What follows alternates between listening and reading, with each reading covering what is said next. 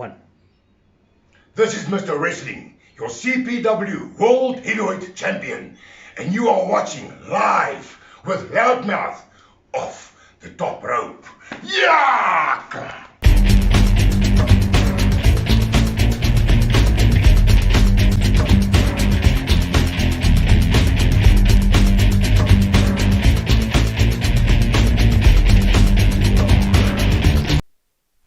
In conjunction with specialized supplements. Gumo's gonna do editing and all. Well, I'm not going to do much editing. I mean, it is you after all. This piece is going to come out now, but Yeah, you know, because we're talking a little bit of cuck. talking cut. Right, here we're going to go. Ladies and gentlemen, boys and girls, children of all ages and denominations, we have got for you the CPW World Heavyweight Champion, Mr. Wrestling. Mr. Wrestling, give us a flex there. How are you doing, my brothers? And that is just for you guys. Big pump, pump, no chance. Mwah. Yeah, he's smaller than this, by the way. The camera adds on 10 kilos. Yeah, they say so. Mr. Wrestling, how many times? 3 times? 2-time World Heavyweight Champion? It is a 3-time World Heavyweight Champion. 3-time World Heavyweight Yes. Champion. I've lost it twice, but regained it again, yeah. All right. I was there when you won it. We were down in PE at Pearson High School. You didn't even know you were going to win it that night. No, that was a big surprise for me. Big surprise for me, yeah. Yeah, I'll never forget it. They're all standing there in the ring, and Tornado's there, and Mark's there, and Fred, Mr. Wrestling's in the ring, and they just go, "You're gonna win it tonight." That was a crazy night, eh? No. And afterwards in the locker rooms, you could hear a pin drop, eh? It was like, what just happened? Yeah. What's happening here? Tornado off his throne, Mr. Wrestling, new world champion. I thought, is this realistic? I don't know. What's happening here? It was certainly a shock for everybody in the locker room. You mean Tornado was 5 years undefeated at that stage? No, much more. 8 years. 8 years. 8 years undefeated. Yes. And then comes all the skinny boy of Yang, his red and black, and defeats the legend Tornado. That was one of many wrestling tours that you and I have been on together. Yeah, we've been on some crazy tours. All over the country, we've done some crazy tours.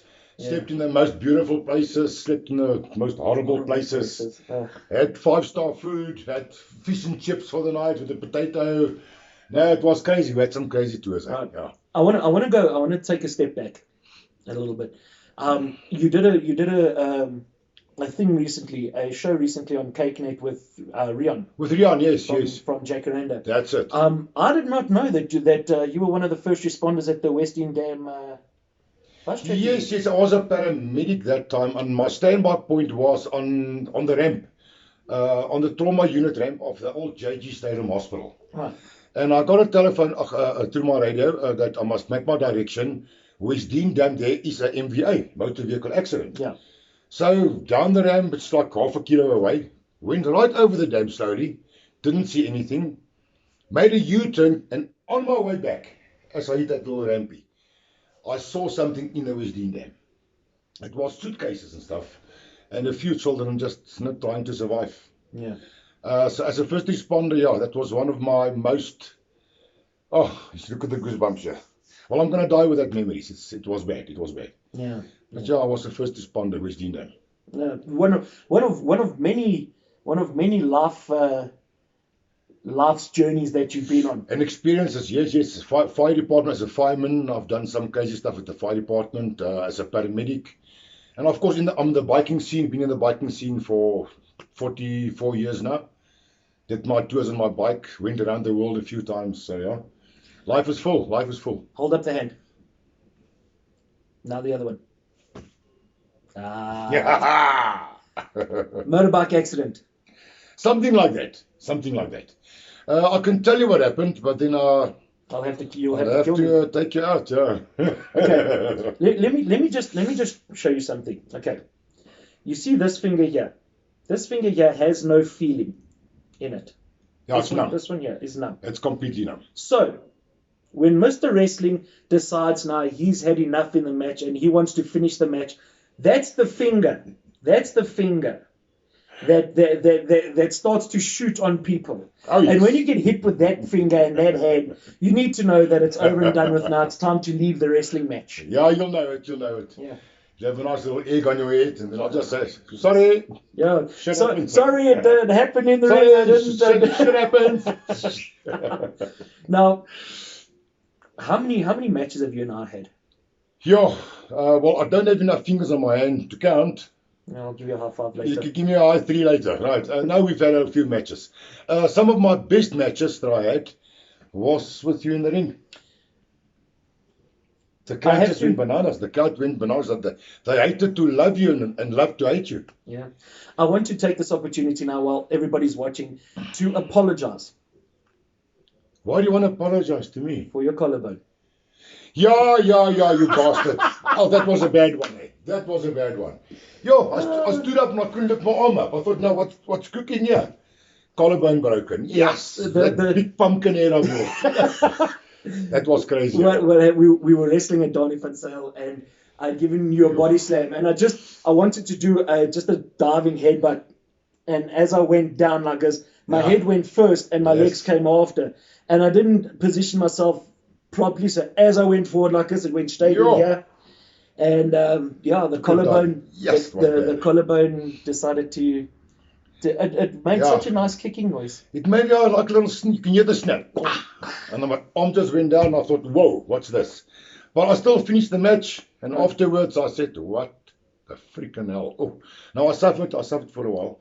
And especially winter time, I have that reminder, LoudMouth, you bastard. I mean, sorry, Fred, sorry, I don't mean to. We, on top of all of that now is there's obviously being the CPW World Heavyweight Champion, and there's also the anti-bullying stuff that we have done as well, that you do, and that we've been on a few as well. Now you've been my right-hand man there. We did some nice work, some good work, especially in Port Elizabeth, Motherwell. Also here in the Gauteng province, we did a few schools. And I think we actually changed a lot of children's attitude and personalities regarding the bullying going on. I think the best one was in Port Gietersrus at the CVS school there. That was dangerous. That was very dangerous. Look, there was 1,600 children in that school that day. Yeah. And it was a stampede. It was a stampede. It was crazy. I mean, I actually felt when they surrounded us, the stampede started, I actually felt, I can't explain it to you, the feeling I got, walking on children. Yeah. I could feel myself walk. Is that suitcases? I was walking on children. Yeah, they swamped us. They swamped us completely and we couldn't move. Now you think, okay, those little chocolate kids just pushing out of the way. But take 1,000 of them, you can't breathe, you can't move. Now that was crazy. That was crazy. Yeah. One of the situations I had in the anti-bully school, I don't ever want to have that again. No, that was crazy stuff.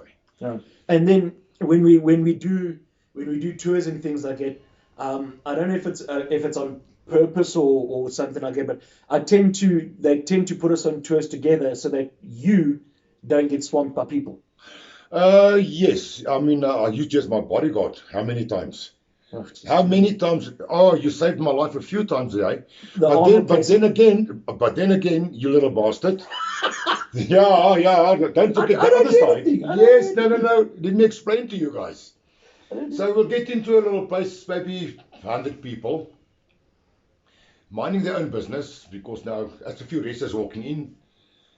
This dude will all of a sudden jump up with his loud mouth and say, hey, Hulk Hogan is here, everybody, Hulk Hogan is here. And then he'll turn around and F off and leave me with a stampede. Now that's a good bodyguard for you. Then I'm sitting there, jeez, they're taking pieces of my clothing off. I'm going to pull my bandana off. Come on. Well, I think it's yours and mine as well. At the Arnold Classic in 2017, where Kurt Darren was with us.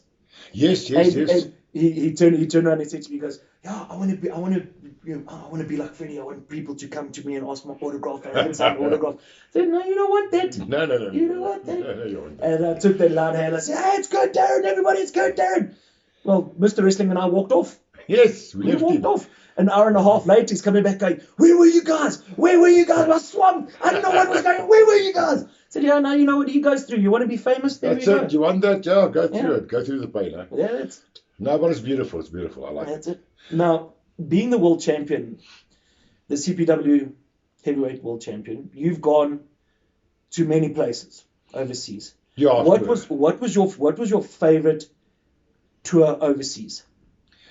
I will have to say India. Punjabi in India. That was my biggest stage ever. We had a total of 24,000 people Right. around that square circle. That was the most craziest moment. And to dance in a ring with people like, one of the top wrestlers in the globe at the moment is Bobby Lashley. Yeah. So to be in the same ring as Bobby Lashley, Carlito, I mean, come on, goosebumps. That's how many wrestlers in South Africa can say they've danced in a ring with WWE superstars. Come on, my biggest stage ever. It was just crazy. It was just crazy. Right. Now that was crazy, and the crowd went wild and that type of thing. But there's one international tour that I heard was crazier than that. I'll have to say, and it can be either Nigeria was crazy, the Congo was a nutcase. Could be the Congo. Where was the ShopRite? Oh, Mr. ShopRite, yes, you, Mr. ShopRite, that's right. Now I remember that one. Yeah. You see, So stuff. so anyway, so all the guys we're struggling to get food. And we managed to find a ShopRite. But of course the people are after this guy like nobody's business. So we go, Fred, why don't you just go down the other aisle just to get your stuff there, and we'll look out for you. Yeah. The crowd follows him to go do shopping. We end up doing our shopping. Everything's great. Yeah. And he's running past packing things and running down the I couldn't do shopping. At the end of the day, when I was swamped and I had to get out of there for security reasons, I got to the till. What do I have? Coke, sweets, toffees. I've got sweets and stuff. There's no food in there. A packet of biscuits. I just had a packet of biscuits. That was my food because I just had to grab and get out of there. Yeah. You were doing your shopping, buy all your stuff you It was wanted. lekker. It was great. I was left alone. I browsed. Yes. You enjoyed your shopping. I didn't. And then the hotel with no water and no ceiling. That was very bad. Yeah, the Grand Hotel. As we walked into this, it's a 5-star hotel. Look, it was a 5-star hotel. Mm-hmm. But as you walk into the foyer, it says, "Do not drink the water." Do not drink the water. So, okay, I love my water. Yeah. So don't drink the water. So they gave us bottles of water because that water was in a horrible state. About the colour of these curtains. Yeah, it was muddy. Look, there's no waterworks there. There's no water. The power went off every hour for 10 minutes. Yep. Remember that? Yes. That was also crazy. Yeah, I felt like they were at the DB board, the alternating rooms, so that everybody could have power No, that was for crazy. a few minutes. Yeah, hurry up and wait. That was hurry up and wait moments. Yeah. We had a meeting every 2 hours. We had to wait for 2 hours. Now, I remember that one. Now. That was Nigeria. Yeah. That was in Nigeria. Getting to the stadium at 7:00 and wrestling at 3:00 in the morning. That's it, yeah. No, wrestling took me to some places, some crazy places, some beautiful places, some places I don't want to remember, some nightmarish places. But after all, when you reminisce now, you talk about the past, what is your high points in your conversation?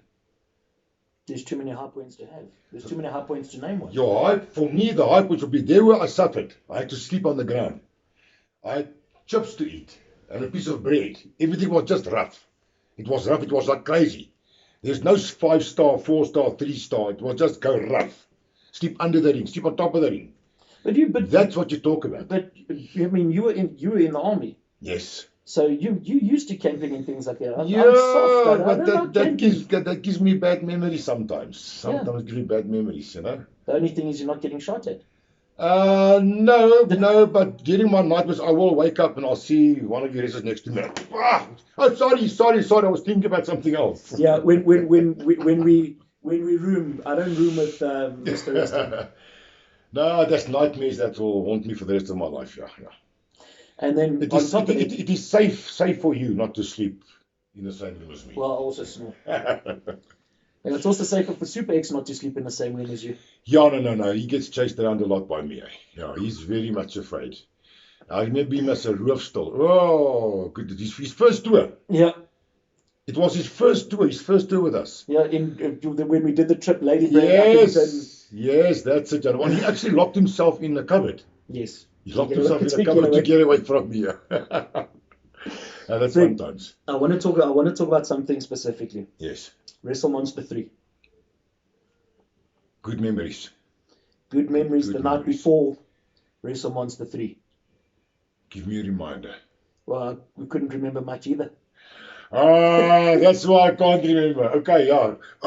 Wait a minute. Vodka, whiskey, I remember vodka, whiskey. wrestling with one hell of a headache. Yes. Yes, that's good. I remember a nightmare was in that Wrestle Monster. It was. I couldn't wake him up. It was you and me, and Marcus Burke, and Brody and Nightmare That's correct.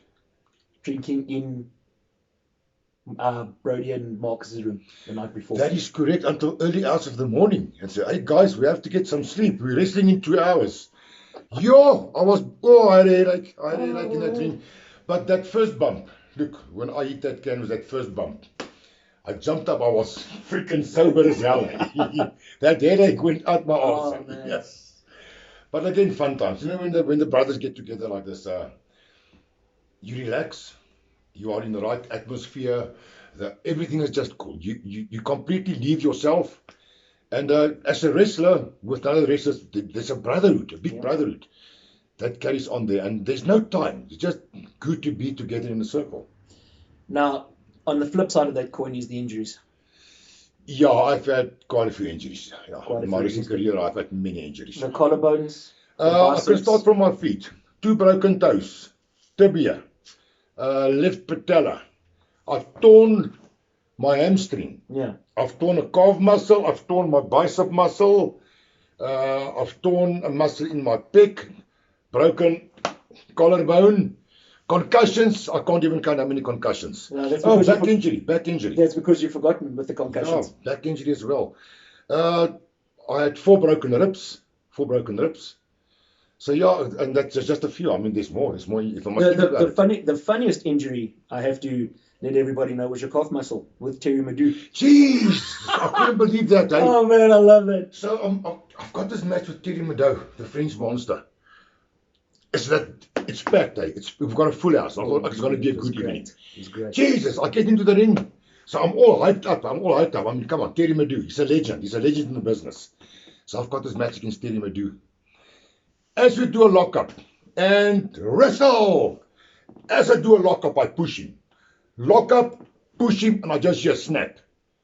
I thought, what snap? Jesus. I torn with my calf, my hamstring muscle. I torn a piece of this, about an inch. Off. And it literally goes, if you haven't torn a muscle or anything like that, it goes purple instantly. Yes, I had a big, Instantly. I had a black mark here. Yeah. Within minutes. Yeah. It was crazy. And now you got to wrestle, and Terry's of course being Terry. And you want to try and get away from him to assess the damage, and he's just on you all the way. time. I did a 25-minute match from entry until I left that match. 25-minute match with a torn muscle. And he didn't let up for a second. No. And when he saw that, he actually worked this leg extra. I thought he's going to rip my leg off. Oh, he tried. He tried, but okay, Mr. Wrestling, come on, Yeah. Mr. Wrestling. You know Mr. Wrestling. I'm a masochist, eh? No pain, no gain. Well, speaking of pain and gain, you were also a champion bodybuilder. Yes, I was in the bodybuilding game, for many years, yeah. That was the good old young days, The good old young days. Yeah. Now, a lot of people won't know this because you wear chaps and things like that. Yes. But you used to have really, really big legs. Yeah, I used to have massive legs. Yeah, in the bodybuilding game, there was massive legs. Yeah. But with the bodybuilding, your diet was chicken, your protein intake was so huge. And then, of course, there was the steroid intake. That is in the young days of bodybuilders. So, yeah, I was a huge guy, 122 kilos with a 20-inch arm. So I was a huge boy, Yeah. Now, I wanna just put a caveat on that. When he says big legs, the thighs were big. Thighs were big. The calf muscles not so big. Yeah, they were defined, but they weren't big. Defined, but they were more ostrich side. Yeah. Now I had huge legs, but the calf muscles I was born with that calf muscles. I've tried everything, so it's defined. Nice from far and far from nice. That's it. Now, apart from the bodybuilding stuff, a lot of pro wrestlers have come up to you and said, "Hey, listen, I need training. I need bodybuilding tips. Yes, yes. and things like that. Dieting tips and stuff. And you worked out with quite a lot of people, and you worked out with myself as well. Yes, yes, yes. Which one of the wrestlers did you see the biggest progression of when it came to bodybuilding, when it came to getting themselves ring ready? Well, without even thinking about it, I have to say it's you. I'll have to say it's you. Kills me, man. You stuck. Now, you stuck with me. A lot of the guys, within 2-3 months, they fall off the bus. It's just, you're killing me. I can't do this anymore. They just, sorry. Bodybuilding is not for me. You stuck with me for almost a year. Yeah. Long time. I mean, I've changed your body. Your fitness level, your strength was triple. The wrestling moves was faster, was higher, was harder. You just became a better wrestler in training your body the way I actually tutored you. Yeah. Because as a personal trainer, I broke you down. And then I started rebuilding you from scratch. And you looked good, eh? You lost like 13 kilos. I lost 13 kilos. 13 kilograms in, what? It's a matter of 2-3 months. And then I started refining you and cutting you up. Now you look good. Yeah. But Still, it did help you in the wrestling game as well. yeah, it helped a lot. People on the mean streets that want to be professional wrestlers, we get those messages all the time. Yeah. Look after your bodies. Look after your body, and main thing is listen to your body. Listen to your body. Your body will tell you, time out, take a break, rest. If your body tells you something, listen and adhere to that. It's a sign. It's a sign. That's it. Now, out of all of those matches that you've had, nationals and internationals and things like that, what was the best advice that you were given? Stay humble. In this game, stay humble. Even winning a world title fight, you've got the title. You are the world champion. It doesn't matter what title you are. Don't think about the title. It's all about wrestling. The wrestler does not make the belt. The belt does not make the wrestler. Do you understand what I'm saying? Yeah, I get you. Right. Always stay humble. Stay humble. Don't get a big head. Don't think I'm the best. I'm the strongest. I'm the most sexiest wrestler. It doesn't happen. There's always someone bigger, someone stronger, someone faster than you. Stay humble. And loyalty. Loyalty is a very, very important thing in this game. In this game, you can have a lot of backstabbers. Stay loyal. Stay humble. Yeah. And of course, stay fit. Listen to your body. Drink your vitamins. Yeah. There we go. Yeah. That's speaking of brother and things like that. That's a major thing. Yeah. Look, in my case, well, from the army days, you get taught into a brotherhood. It's more than friendship. It's a brotherhood. I've been in the biking game most of my life. Yeah. As the president of my own bike club. It's called the Steel Knights. What do you get in a bike club? You have to have brotherhood and you have to have loyalty. Yeah. And take that into all your sports, like professional wrestling. It's a people's game.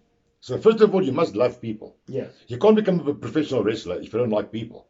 You have to love people, people's person. That's it. But then in doing so, they make you famous. They make you famous. If it's a badass or it's a good ass, they put you on that pedestal. Right. Stay humble. Think about where you come from, where you want to go. Just stay humble. And be loyal. Be loyal to your brothers. Mm-hmm. So my whole life has been loyalty and just stay humble. As the president of a bike club, if it wasn't for my patch that says president, they won't know I'm a president. Because I don't go out there and say, I'm the best, I'm the biggest, I'm a badass. Just stay humble, be friendly. That's it. It's easy. Does the humble part include you being splashed all over the newspapers in India for being Hulk Hogan in India? That was crazy stuff, eh? Look, we told them, this is not Hulk Hogan. It's Mr. Wrestling. He looks like Hulk Hogan. So, no. Hulk Hogan looks like me. I've looked at this all my freaking life. Okay. Hulk Hogan chiseled into this, what I've got now. Yeah.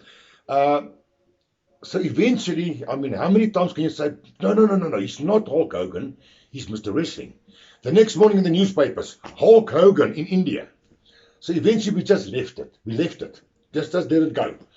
And the newspapers just went wild, and the radio stations just went wild, and people came to the hotel, they want to see Mr. Hogan, and Mr. Hogan will open up his curtains, and paparazzi will be there.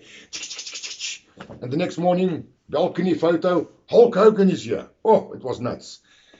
But eventually, Mark Beal actually contacted him and said, they want to know what's going on in India. Because Hulk Hogan is not in India. He was in Toronto on a business deal. Yeah. And he had to explain to them and send photos to say that it is Mr. Wrestling. Just to verify it's not Hulk Hogan. It's not. They can't say false advertisement because I've seen Hulk Hogan with my own freaking eyes. Yeah. You see. Then I was told, okay, not a problem. Carry on, Mr. Wrestling, but you're not allowed to wear yellow. I said, why can't I wear yellow? Said, because it's Hulk Hogan's colors. Because the moment I put yellow on, I look like Hulk Hogan. Yeah. So okay, I had to change my color scheme, and that helped a little bit. Yeah. You with the red and black. That's correct. That's correct. Yeah. How much of your career would you owe to Mark? There's two people in my wrestling career that I look up to. Yeah. Mark Beal put me there. He gave me that opportunity to sign me on with WWP, World Wrestling Professionals. And then as a guy that took me to the next level, Anansi, the Lion of Africa. If it wasn't for him taking me to the next level, basically I had my persona. Look, I lived my persona. This is what I look like. But he took it to the next level, turning me into Hulk the Steel Knight. That's where it started, as Hulk the Steel Knight. There was potential for me to go far in the game. And then Mark Beal saw that. He signed me up. And he turned me into Mr. Wrestling. Mm-hmm. And it just went from there. It just went from there. But there's the two names. Mark Beal and Anansi as my trainer. Yes. They put me on this pedestal, yeah. Well, how much is left in the tank?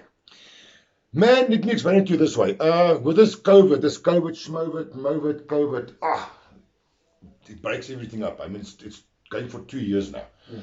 My best 2 years was going to be this 2 years in this COVID.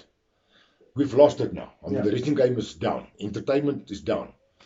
You can't get asses in the seats with the COVID. Yeah. I'm back in the gymnasium. As you can see, I lost a lot of kilos. I was so depressed because I couldn't get into the ring. I left bodybuilding. I left the wrestling. I took some time out. I can't do what I love to do. I'm back in the game now, about a month, back in the gymnasium. As you can see, I'm building some nice muscle again. I feel that for the next 2.5, 3 years, I still have the punch. I can still do it. I can still take the young ones out. I can still teach them a thing or two. I've got some gas in the tank. Give me 2 to 3 years. By that time, I'll say, bring me my crutches, and next generation, bah! So what I will do in the next, pending on this COVID, if it goes away, whatever I've learned as an old school wrestler on the side, if I say old school wrestler, not old school, but an old school wrestler, I want to teach the new generation what I've got, pass it over to them and use it. Because old school wrestling still stays the best. Go back to basics. Always stay with basics. Because the wrestlers are getting smaller. They're getting smaller and smaller by the day, the wrestlers. Yeah, they're getting smaller. What happened to all the big old guns, man? What happened to the big old guns? I mean, in my wrestling career, if I did a leg drop, or just a normal suplex, it was like, wow! Did you see that? Yeah. Today it's Salto Mortales and 450s and Jesus, it's like a circus act, But always stay with basics. That is proper wrestling. Yeah, it's about knowing where to put it in. Center of the wrestle, I go to the center of the ring and stand fast and let's do it. Let's do it. Now, when we talk about your wrestling career and the championships and the matches and things like that, is that what you want to be remembered for? Is it the anti-bullying stuff you want to be remembered for? Or what is the legacy that when they look back on Mr. Wrestling, they say, that's what we remember him for? Look, I want to be remembered as a good wrestler, number one, as a good wrestler. My name is out there. I am well known, especially abroad. The Congo, Nigeria, India, I've got a big name there. But it goes hand in hand. So basically, it's this huge wrestler, but with the heart of a teddy bear. Heart of a teddy bear. Oh. They call me the teddy bear on wheels with my motorbikes. So yeah, as a good wrestler, but with the heart of gold. with a heart of gold. And that cared for people, that cared for children. Because the anti-bully and the wrestling I use as a platform for my anti-bully campaigns. Yeah. Don't bully, it's just bad. But that's what I want to remember for. This huge guy with a small heart. Right. That's it. Okay. Now we mentioned all the tours and everything like that. What was your favorite memory? Is that now local and abroad? Well, let's do one local, let's do one abroad. Okay, my abroad. Yeah. I would have to say the Congo. Okay. The Congo. It gives me goosebumps. I remember that one evening we were busy. I think it was just the evening just before the match. Setting up ring, everything, and Anansi was. I said, Anansi, says, come here. And I actually got teary. I said, do you know where we are? He says, yeah, we're in Kinshasa. So yeah, you're in Kinshasa. You're in the Congo. But do you actually know where this ring is standing? Think about it. Muhammad Ali, Rumble in the Jungle. That's it. Said we are on the same pavilion in a wrestling ring where Muhammad Ali did Rumble in the Jungle. The World Championship there. There we go. And he said, you know what? Now that I think about it, I'm getting goosebumps. Can you freaking believe this? So we actually made history. Yeah. And doing wrestling in a ring in Kinshasa at the same place where Muhammad Ali did his championship. So that was like a memory. It was like history. It's like history repeating itself. That's it. So come on, I mean, look, the food was bad. The accommodation was bad. But the Congo beer. I gained a lot of weight just because of that beer. Yeah. That was good. It's like eating. Yeah, but one of my best memories was Congo in Kinshasa. And then from there we went to Brazzaville. Not supposed to, but we were lured to go to Brazzaville, and they actually kept us there. Yeah. Because they also wanted to see us match. Yeah. So they actually we were supposed to be back in 9 days. We only came back in 14 days. Yeah. Yeah. I remember that long time. That was crazy. That was a crazy tour. Yeah. And then local? Local. Oh, show me one local tour that wasn't the best. Every local tour, this was the best. The next one. See you guys next week. No, this was the best. The next one. No, this was the best. We never had any local tours that I can say was not good. It was every like your match. What's your best match? Your last match must always be your best match. Every tour was the best tour. Yeah. Why? Brotherhood. It was fun. It was laughter. We were unwinding and doing what we do best, and that's jump in the ring and entertain people. Yeah. Yeah. The we're gonna close off now, but I wanna share this one with everybody here, and it's the mall in Potgietersrus. The mall in Potgietersrus. On the Friday afternoon, nobody was there. Yeah, what about it? Yeah. For a few minutes, there was no one. I don't know how this guy does it. So in Potgietersrus. It's my best. No, what we do is the previous day we'll do some canvassing, go to the malls, go to schools, gets people's attention.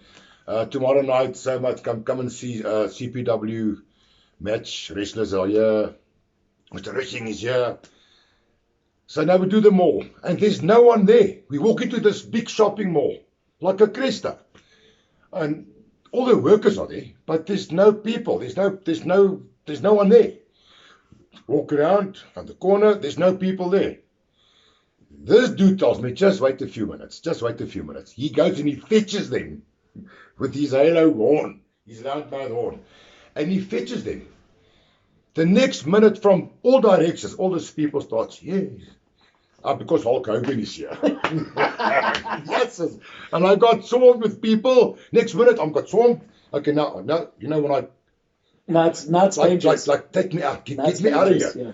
And then he's right at the back of the people. He goes, cry for you, for your bliksem.